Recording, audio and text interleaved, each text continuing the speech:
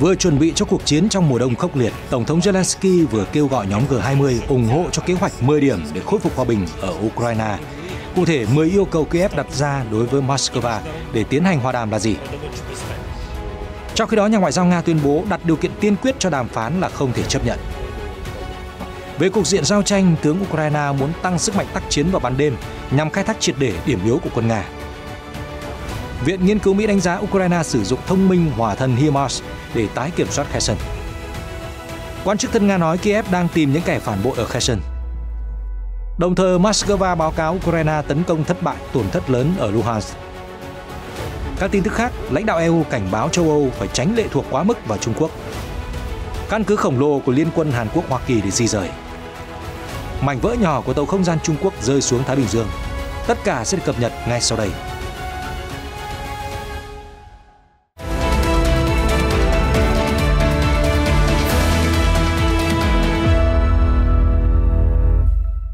Chào mừng quý vị đến với chương trình tin quốc tế. Thưa quý vị, cuộc họp thượng đỉnh của nhóm G20 ở đảo Bali, Indonesia đang thu hút mọi tâm điểm chú ý với nội dung được thảo luận sôi nổi bậc nhất là về xung đột ở Đông Âu. Reuters đưa tin trong thông điệp gửi tới các nhà lãnh đạo thế giới, Tổng thống Ukraine Zelensky đã vạch ra một loạt điều kiện để chấm dứt giao tranh. Ông Zelensky gọi đó là bản kế hoạch khôi phục hòa bình và kêu gọi sự ủng hộ của cộng đồng quốc tế.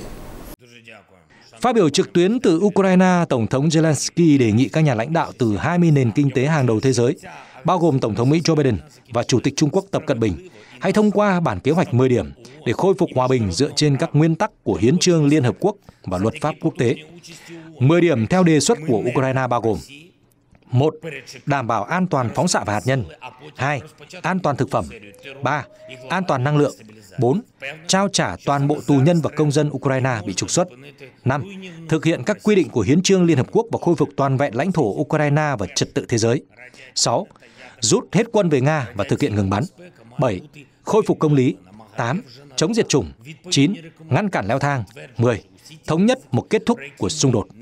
Nói ngắn gọn, ông Zelensky khẳng định để tiến tới đàm phán, trước hết Nga phải cam kết tôn trọng toàn vẹn lãnh thổ Ukraine, rút quân về nước và bồi thường cho những thiệt hại mà họ gây nên, tờ Guardian đưa tin. Đồng thời, ông Zelensky còn kêu gọi tổ chức một hội nghị quốc tế để xây dựng chắc chắn các yếu tố nền tảng cho một kiến trúc an ninh hậu xung đột và ngăn cản Nga tấn công trở lại trong tương lai. Tổng thống Zelensky nhấn mạnh khi tất cả mọi biện pháp ngăn cản giao tranh được thực thi, một văn bản để xác nhận kết thúc xung đột cần phải ký kết giữa tất cả các bên. Nếu Nga phản đối kế hoạch hòa bình của chúng tôi, các vị sẽ thấy rằng họ chỉ muốn giao tranh. Ông Zelensky nói thêm. Ngoài ra, trong bài phát biểu, ông Zelensky cũng gửi lời cảm ơn đến G19, tức 20 nền kinh tế hàng đầu thế giới, ngoại trừ Nga, vì đã chỉ trích những lời đe dọa hạt nhân. Theo Reuters, Tổng thống Nga Vladimir Putin không tham dự cuộc họp G20, nhưng Ngoại trưởng Sergei Lavrov đã dẫn đầu phái đoàn Nga đến Bali. Hiện không rõ ông Lavrov có ở lại phòng họp trong lúc ông Zelensky phát biểu hay không. Vào cuối tháng 2, Nga tuyên bố phát động chiến dịch quân sự đặc biệt để phi quân sự hóa và phi phát xít hóa Ukraine. Phía Kiev và đồng minh phương Tây bác bỏ những lập luận này. Ngược lại, Moscow nói sẽ hoàn thành mọi mục tiêu của chiến dịch. Liên quan đến tình hình giao tranh, mới đây ông Zelensky khẳng định trước hội nghị ở Bali rằng chúng tôi sẽ không cho phép Nga có thêm thời gian để xây dựng lực lượng. Tôi tin rằng đây là lúc mà cuộc tấn công của Nga cần phải dừng lại và có thể buộc ngừng lại. Lực lượng Ukraine trong những tuần qua đã tiến công mạnh ở miền Đông và miền Nam, tái kiểm soát thành phố chiến lược Kherson, theo Reuters. Tổng thư ký NATO Jens Stoltenberg cảnh báo không thể xem nhẹ sức mạnh đáng kể của Nga và dự báo Ukraine gặp nhiều khó khăn ở Kherson trong thời gian tới. Các điều kiện tiên quyết cho đàm phán về vấn đề Ukraine bao gồm yêu cầu Nga rút quân là chuyện không thể chấp nhận với Moscow. Hãng thông tấn TASS trích lời Thứ trưởng Nga Alexander Grushko nói với báo chí vào ngày 14 tháng 11. Cụ thể, Thứ trưởng Ngoại giao Nga Grushko đã được báo giới đặt câu hỏi về phát biểu của Ngoại trưởng Phần Lan Pekka Haavisto, cho rằng hòa đàm chỉ có thể diễn ra sau khi Nga rút hết quân khỏi Ukraine. Ông Grushko cho biết, không, các điều kiện như vậy là không thể chấp nhận. Tổng thống Nga đã nhắc đi nhắc lại, chúng tôi sẵn sàng cho đối thoại, nhưng các nỗ lực đàm phán này dĩ nhiên phải dựa trên tình hình ở tiền phương. Trước đó, Ngoại trưởng Nga Sergei Lavrov cho biết giới lãnh đạo ở Moscow luôn sẵn sàng cho đối thoại về Ukraine. Ông lưu ý Nga cởi mở, lắng nghe quan điểm của giới chức phương Tây nếu như họ quyết định đưa ra một bản đề xuất về đối thoại hòa bình hoặc giảm căng thẳng, trong đó những đề xuất phải tính đến lợi ích phù hợp của Moscow. Ngay trước khi phát biểu trực tuyến ở hội nghị G20, Tổng thống Zelensky đã bất ngờ đến trung tâm thành phố Kherson vào hôm thứ Hai 14 tháng 11. Tại đây thì ông cùng các binh sĩ hát quốc ca dưới lá cờ Ukraine. Nhà lãnh đạo khẳng định Ukraine đã trả một cái giá quá đắt về sinh mạng để tái kiểm soát Kherson, nhưng điều này đánh dấu sự khởi đầu của một tiến trình kết thúc xung đột. Theo trang tin Axios, việc Nga rút khỏi Kherson bắt nguồn từ 4 tháng kiên trì phản công của quân đội Ukraine. Việc Kiev tái kiểm soát đô thị miền Nam này diễn ra trong khi giới chức Ukraine, Nga và Mỹ đang chuẩn bị cho một giai đoạn tiếp theo của xung đột giữa mùa đông khắc nghiệt. Ông Zelensky nói rõ Ukraine không có ý định ngừng phản công, mặc dù gánh chịu tổn thất lớn về nguồn lực ở Kherson. Lực lượng Ukraine hiện có nhuệ khí cao và nung nấu ý định nhắm vào các đơn vị ít kinh nghiệm của Nga hoặc những vị trí phòng thủ lỏng lẻo. Đó là nhận định của chuyên gia Dara Marsikot từ Viện Nghiên cứu Tran ở Mỹ.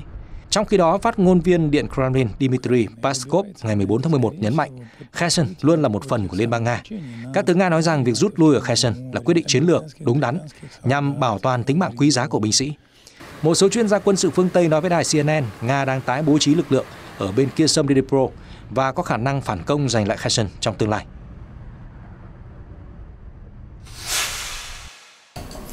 Phát biểu tại Bali, Tổng thống Mỹ Joe Biden nhận định nhịp điệu xung đột Nga và Ukraine sẽ chậm lại trong mùa đông. Ngoài ra, thì ông chủ Nhà Trắng nói thêm là Washington sẽ không bao giờ đàm phán về vận mệnh của Ukraine nếu như không có Kiev trực tiếp tham gia vào đối thoại, đài RT của Nga đưa tin. Khi được hỏi việc lực lượng Kiev tái kiểm soát Kherson có phải là một bước ngoặt của xung đột hay không, Tổng thống Joe Biden khẳng định diễn biến này là sự thắng thế to lớn cho Ukraine. Ông chủ Nhà Trắng cho biết thêm, tôi đã nói rõ, chúng tôi sẽ tiếp tục hỗ trợ người Ukraine tự bảo vệ chính mình và sẽ không có bất kỳ cuộc đàm phán nào về Ukraine nếu như chính Ukraine không tham gia. Ngoài ra, ông Biden cho biết, Mỹ dự đoán xung đột sẽ chậm lại một chút trong mùa đông sắp tới vì hành động quân sự không thể tiến hành dễ dàng trên khắp cả nước. Ông nói thêm cục diện ở Kherson và điều kiện mùa đông đã khiến hai bên phải chậm lại để chữa trị vết thương và quyết định có nên thỏa hiệp hay không. Tuy nhiên, theo đài RT, cả Kiev lẫn Moscow đều thể hiện họ không có ý định ngừng các đợt tấn công. Ông Alexei Danilov, người đứng đầu Hội đồng Quốc phòng và An ninh Quốc gia Ukraine, ngày 12 tháng 11 tuyên bố, chúng tôi sẽ giành lại các vùng lãnh thổ bất chấp thời tiết, bất chấp mùa nào trong năm. Nga cũng tuyên bố tiếp tục chiến dịch quân sự đặc biệt cho đến khi hoàn thành mọi mục tiêu đề ra ban đầu, theo đài RT. Song song đó, Moscow đã liên tục tỏ tín hiệu sẵn sàng cho đàm phán, nhưng đổ lỗi Kiev thiếu thiện chí. Nga cho rằng Ukraine đã thay đổi quan điểm quá nhiều lần về hòa đàm kể từ khi xung đột nổ ra vào cuối tháng 2. Đến tháng 10, Tổng thống Ukraine Zelensky đã chính thức cấm mọi cuộc đối thoại với người đồng cấp Nga Vladimir Putin và lưu ý chỉ đàm phán khi Nga có một tổng thống khác, RT cho hay. Thưa quý vị, trang Insider cho hay là một chỉ huy quân sự Ukraine nói rằng phía Nga không quen với giao tranh vào ban đêm. Vì vậy, Kiev phải tận dụng điểm yếu này để tăng cường tấn công lực lượng của Moscow ngay giữa đêm đen. Chỉ huy lực lượng đặc biệt Ukraine, chuẩn tướng Viktor Khorenko khẳng định các binh sĩ của ông cần tăng cường năng lực tác chiến vào ban đêm. Khi đối đầu Nga, chúng tôi nhận thấy lực lượng đông đảo của họ không quen thuộc với chiến đấu trong đêm. Vì vậy, chúng tôi phải tận dụng điều đó, chuẩn tướng Khorenko nói với kênh truyền thông One Zero của Mỹ. Ông cho rằng binh sĩ Ukraine có thể sử dụng công nghệ tiên tiến được phương Tây hỗ trợ để tăng cường năng lực chiến đấu trong bóng tối, bao gồm các thiết bị giúp quan sát xuyên màn đêm. Chúng tôi nên học cách hành động hiệu quả hơn trong bóng tối, nhưng để làm được điều đó thì chúng tôi cần có thiết bị phù hợp. Ông Khorenko nói, kêu gọi Mỹ và các nước phương Tây khác tăng viện trợ an ninh. Vị tướng Ukraine nói thêm, cách duy nhất để chúng tôi thắng thế trong các trận đánh là phải đạt chất lượng chiến đấu cao hơn, vì chúng tôi không thể hành động với số lượng đông đảo như Nga. Hôm 14 tháng 11, tình báo Bộ Quốc phòng Anh đánh giá thời tiết mùa đông đã thay đổi một số điều kiện chiến đấu ở Ukraine.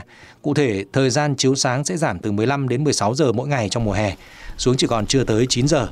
Bộ Quốc phòng Anh nhận định các bên sẽ giảm tấn công, tăng phòng thủ trong những tháng mùa đông. Tình báo Anh cho rằng đêm đông lạnh lẽo, tăm tối sẽ bào mòn tinh thần chiến đấu của tất cả các binh sĩ. Nhưng nếu bất kỳ ai có thể vượt qua điều kiện của môi trường và sở hữu các thiết bị giúp quan sát rõ hơn vào ban đêm, họ sẽ giành được ưu thế đáng kể. Hiện phía Nga chưa bình luận về các tuyên bố của tướng Ukraine và thông tin của tình báo Anh. Trước đó, Moscow nhiều lần khẳng định họ có đủ vũ khí và thiết bị quân sự tiên tiến để giành thắng lợi trong chiến dịch quân sự đặc biệt. Thưa quý vị, Viện Nghiên cứu Chiến tranh có trụ sở Washington mới đây đã nhận định hệ thống pháo phản lực cơ động cao HIMARS do Mỹ cung cấp đã đóng một vai trò to lớn giúp Ukraine tái kiểm soát thành phố chiến lược Kherson. Theo tạp chí Newsweek, Viện Nghiên cứu ở Washington ngày 13 tháng 11 cho rằng hỏa thân HIMARS của Mỹ đã giúp Ukraine tấn công chính xác vào đường dây hậu cần của Nga xung quanh thành phố Kherson. Lực lượng tác chiến Kakhovka của Ukraine từng ca ngợi hệ thống HIMARS giúp binh sĩ phá hủy hầu hết cây cầu quan trọng mà Nga kiểm soát ở tỉnh Kherson, do đó ngăn cản nguồn cung cấp vũ khí và thực phẩm cho binh sĩ Nga được vận chuyển từ bán đảo Crimea. Ukraine cũng sử dụng HIMARS để oanh kích các kho đạn và trung tâm chỉ huy của Nga với sự giúp sức của tình báo phương Tây. Viện Nghiên cứu Chiến tranh cho rằng rocket mà Mỹ cung cấp cho Ukraine để sử dụng trên bệ phóng HIMARS không phù hợp để phá sập cầu do đầu đạn quá nhỏ. Tuy nhiên, người Ukraine đã tìm ra cách xoay sở.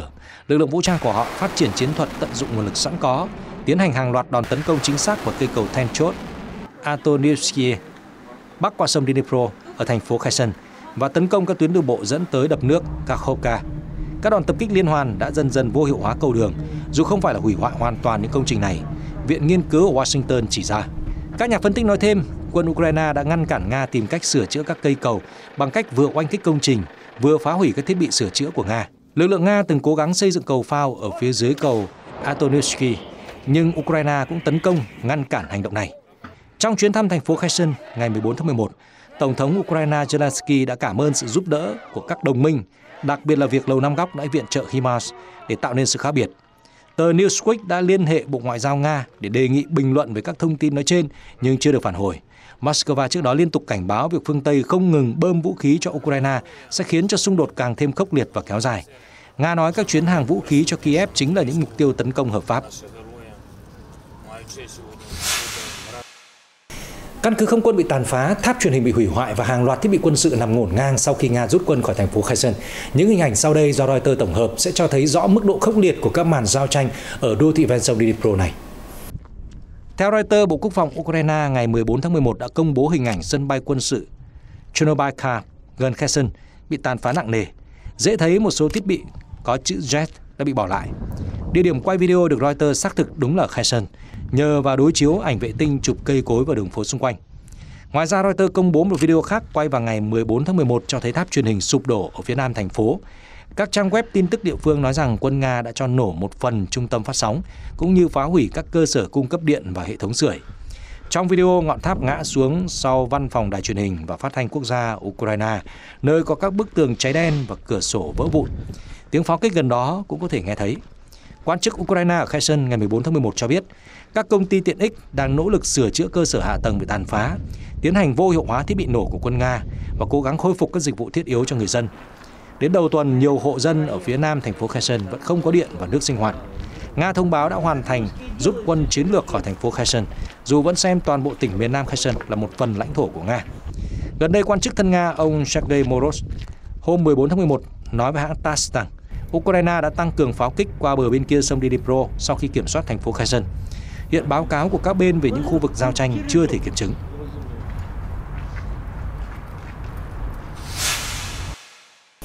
Thưa quý vị, TASS dẫn lời ông Alexander Kobas, thị trưởng cũ của thành phố Kherson do Nga bổ nhiệm vào hôm 14 tháng 11 nói rằng quan chức Ukraine mới tới thành phố đang tiến hành truy lùng những người phản bội. Phát biểu trên đài nhà nước Nga Rossiya 24, quan chức ủng hộ Điện Kremlin nói rằng chính quyền mới kiểm soát thành phố Kherson đang ráo riết kiểm tra những công dân không mong đợi và những người làm việc trong các cơ sở hạ tầng then chốt đang bị Ukraine xem là kẻ phản bội. Quan chức Kobas nói thêm, giới chức Ukraine không cho phép truyền thông hay người dân đi vào thành phố Kherson là vì Kiev đang tiến hành nhiệm vụ truy lùng trong thời gian giới nghiêm ban đêm. Chúng tôi ước tính khoảng 40 đến 50 ngàn người vẫn còn ở lại thành phố, ông Kobas thông báo trên đài truyền hình Nga. Theo TASS, ngày 9 tháng 11, Bộ trưởng Quốc phòng Nga Sergei Shoigu đã yêu cầu rút quân khỏi khu vực bờ Tây sông Dnipro, bao gồm thành phố Kherson. Bộ trưởng Shoigu chấp thuận đề nghị của tướng Sergei Surovikin, chỉ huy lực lượng Nga trong chiến dịch quân sự đặc biệt ở Ukraine. Ông Surovikin nhấn mạnh lực lượng Nga đã chặn đứng các đòn tấn công của Ukraine ở Kherson, nhờ đó có thể sơ tán binh sĩ và người dân đến nơi an toàn, tránh nguy cơ bị cô lập nếu như Ukraine phá hủy đập thủy điện ở thượng nguồn sông Dnipro gây lũ lụt. Theo tướng Nga, toàn bộ người dân Kherson có nhu cầu di tản và khoảng hơn 115.000 người đã được sắp xếp chỗ ở an toàn tại bờ đông. Phía Kiev đã bác bỏ cáo buộc của Nga về âm mưu phá hủy đập thủy điện. Đồng thời, họ nói không thể cho phép báo chí đưa tin ở Kherson vào lúc này, cũng như khuyến nghị người dân tạm thời chưa trở về thành phố do khắp nơi bị gài mìn và có nguy cơ xảy ra oanh kích. Ukraine cũng nhận định nhiều binh sĩ Nga không kịp rút quân đã mặc thường phục và trà trộn vào khu dân cư ở Kherson. Kiev kêu gọi họ đầu hàng. Hiện tuyên bố của các bên chưa thể kiểm chứng. Thưa quý vị, Nga tiếp tục báo cáo các bước tiến trong chiến dịch quân sự đặc biệt. Hãng TASS dẫn lời phát ngôn viên Bộ Quốc phòng Nga Igor Konashenkov ngày 14 tháng 11 cho rằng lực lượng không quân nước này đã bắn hạ 6 máy bay không người lái, đồng thời đánh chặn 3 rocket HIMARS của Ukraine trong vòng 24 giờ. Ông Konashenkov cho hay 3 máy bay không người lái của Ukraine đã bị vô hiệu hóa ở Donetsk, Luhansk và Zaporizhia, còn 3 pháo phản lực bắn từ HIMARS đã bị đánh chặn ở khu định cư Melovakha thuộc Luhansk. Phát ngôn viên nói thêm quân Nga đã gây tổn thất lớn cho Ukraine khi quân đội đối phương cố gắng tiến công theo hướng Kuzemovska ở Luhansk. Có tới 120 chiến binh Ukraine bị loại bỏ, cùng với 6 xe tăng và 5 phương tiện chiến đấu bộ binh. Ông Konashenkov khẳng định, do giao tranh ác liệt, hiện chưa thể kiểm chứng báo cáo của các bên về tình hình chiến trận.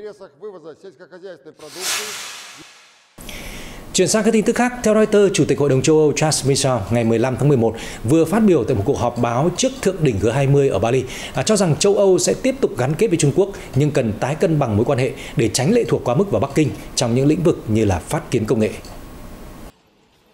Ông Charles Michel cho biết, cuộc gặp trực tiếp giữa Tổng thống Mỹ Joe Biden và Chủ tịch Trung Quốc Tập Cận Bình vào ngày 14 tháng 11 là sự kiện quan trọng và tích cực. Theo Chủ tịch Hội đồng châu Âu, sự cạnh tranh Mỹ-Trung là không tránh khỏi, nhưng cần tuyệt đối ngăn ngừa xung đột mang tính hệ thống.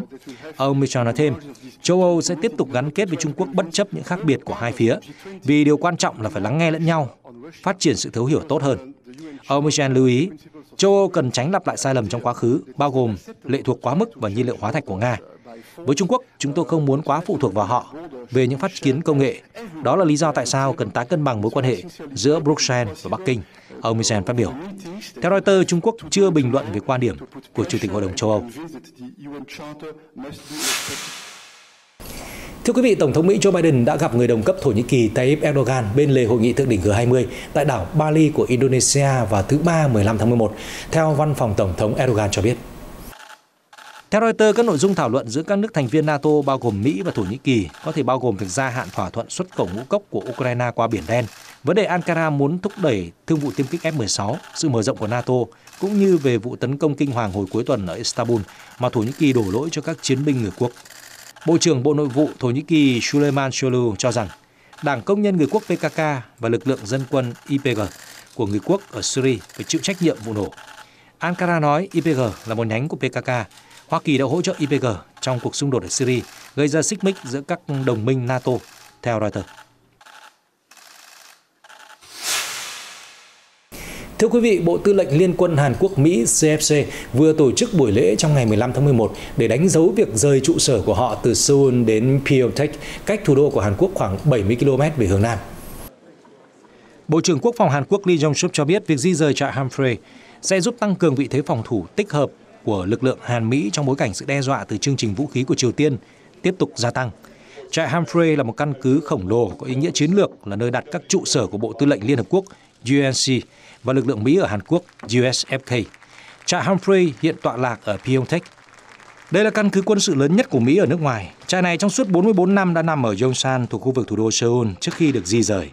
Hiện có khoảng 28.500 binh sĩ Mỹ đồn trú ở Hàn Quốc, là lực lượng đông thứ 3 ở Washington ở nước ngoài, chỉ sau quân nhân Mỹ ở Nhật Bản và Đức, theo thông tin từ Trung tâm Dữ liệu Nhân lực Quốc phòng Hoa Kỳ.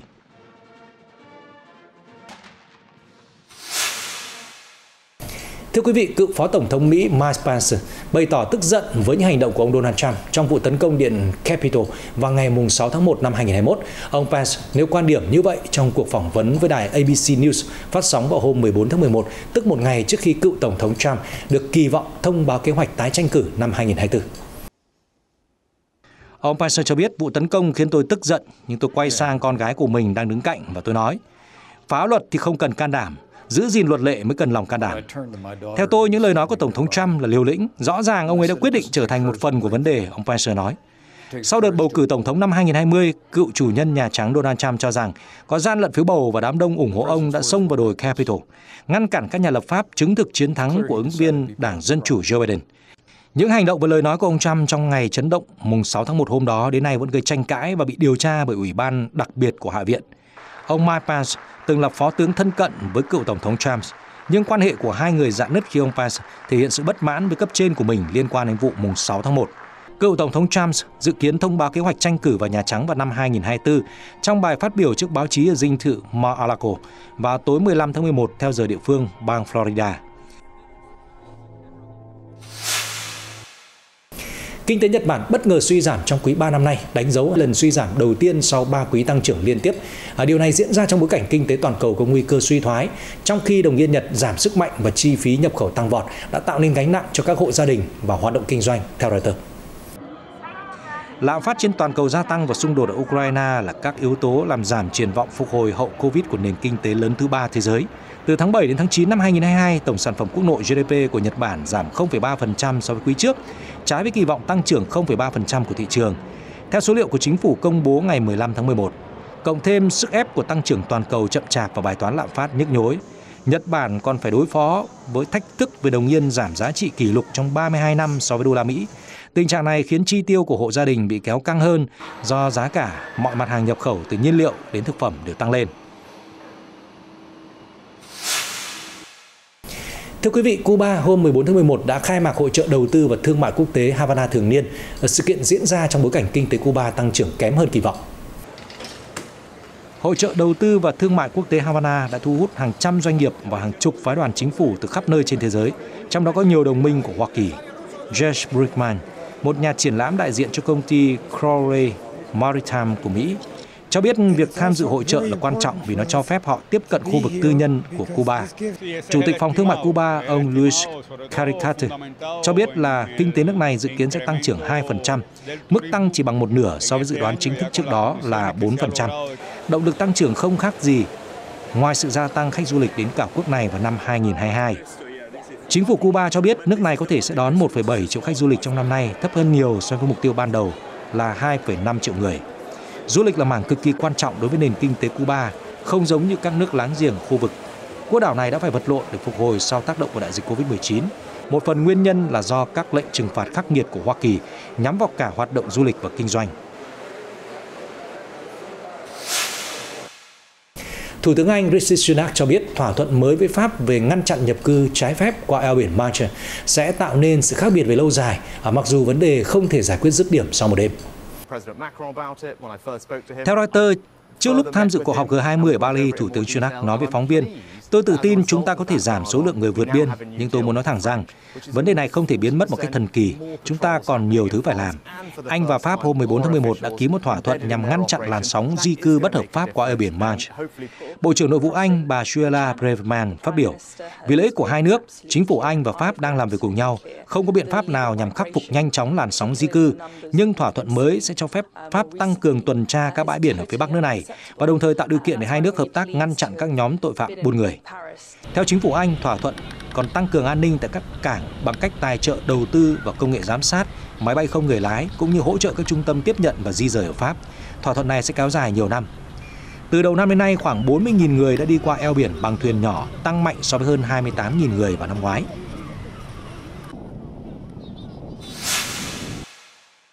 Thưa quý vị, ở Bangladesh, các bố mẹ trẻ không khỏi lo lắng cho tương lai của con em của họ khi Liên Hợp Quốc công bố là dân số thế giới đã vượt qua cột mốc 8 tỷ người vào hôm thứ Ba 15 tháng 11. Adin Ahmed, bố của một em bé sơ sinh, nói với Reuters từ bệnh viện ở Dhaka rằng dĩ nhiên chúng tôi đều cảm thấy dân số thế giới hiện tại quá đông và nguồn tài nguyên không thể chia đủ. Bangladesh với hơn 140 triệu dân là một trong những quốc gia có mật độ dân số cao nhất thế giới. Cô Moshamat Churaya, mẹ của một em bé sơ sinh, bày tỏ lo ngại liệu con mình có được giáo dục đàng hoàng hay không, có được tiếp cận với cơ sở vật chất đạt tiêu chuẩn trong tương lai hay không. Liên Hợp Quốc cảnh báo sẽ có nhiều khó khăn hơn đối với các khu vực vốn phải đối mặt với tình trạng khan hiếm tài nguyên do biến đổi khí hậu, mà Bangladesh là một ví dụ. Cho dù đó là thực phẩm hay nước, pin hay xăng dầu, tình trạng khan hiếm sẽ xảy ra khi dân số toàn cầu tăng thêm 2,4 tỷ người vào những năm 2080, theo dự đoán của Liên Hợp Quốc. Tàu chở hàng Thiên Châu 4 của Trung Quốc có nhiệm vụ tiếp tế cho các phi hành gia trong sứ mệnh Thần Châu 14 đã trở lại khí quyển trái đất vào hôm 15 tháng 11, theo cơ quan vũ trụ có người lái CMSA của Trung Quốc cho biết. Tàu Thiên Châu 4 hồi quyển một cách có kiểm soát vào 7 giờ 21 phút sáng 15 tháng 11. Hầu hết con tàu đã cháy trong lúc trở lại khí quyển và một số mảnh vỡ nhỏ rơi xuống khu vực biển định sẵn ở Nam Thái Bình Dương. Con tàu được phóng từ trung tâm phóng tàu không gian Văn Xương ở tỉnh Hải Nam vào ngày 10 tháng 5, giúp vận chuyển khoảng 6 tấn hàng hóa cần thiết lên trạm vũ trụ Thiên Cung mà Trung Quốc đang xây dựng, dự kiến hoàn tất vào cuối năm nay. Tàu Thiên Châu 4 tách khỏi trạm Thiên Cung vào ngày 9 tháng 11 và sau đó tiến hành một số thí nghiệm về công nghệ không gian trước khi hồi quyển, cơ quan CMSA cho hay. Khép lại chương trình ngày hôm nay thì xin mời quý vị cùng chiêm ngưỡng vẻ đẹp của đảo Bali, nơi đang diễn ra hội nghị thượng đỉnh của nhóm G20 trong ngày 15 và 16 tháng 11. Được biết đến với cảnh quan tươi đẹp, lịch sử lâu đời và những kiến trúc độc đáo, Bali là khu nghỉ dưỡng và thắng cảnh nổi tiếng quốc tế. Hòn đảo thiên đường của Indonesia đã đăng cai tổ chức nhiều sự kiện và hội nghị quốc tế quy mô lớn. Vừa qua, Bali đã đón tiếp các nhà lãnh đạo hàng đầu thế giới, bao gồm Chủ tịch Trung Quốc Tập Cận Bình và Tổng thống Mỹ Joe Biden, đến tham dự hội nghị thượng đỉnh G20. Theo đài CCTV, hội nghị của G20 cũng là thượng đỉnh đa phương đầu tiên mà Chủ tịch Tập Cận Bình tham dự sau khi kết thúc thành công Đại hội đại biểu toàn quốc lần thứ 20 của Đảng Cộng sản Trung Quốc vào tháng 10. Tin tức vừa rồi cũng đã khép lại chương trình ngày hôm nay. Cảm ơn quý vị đã quan tâm theo dõi. Xin kính chào và hẹn gặp lại.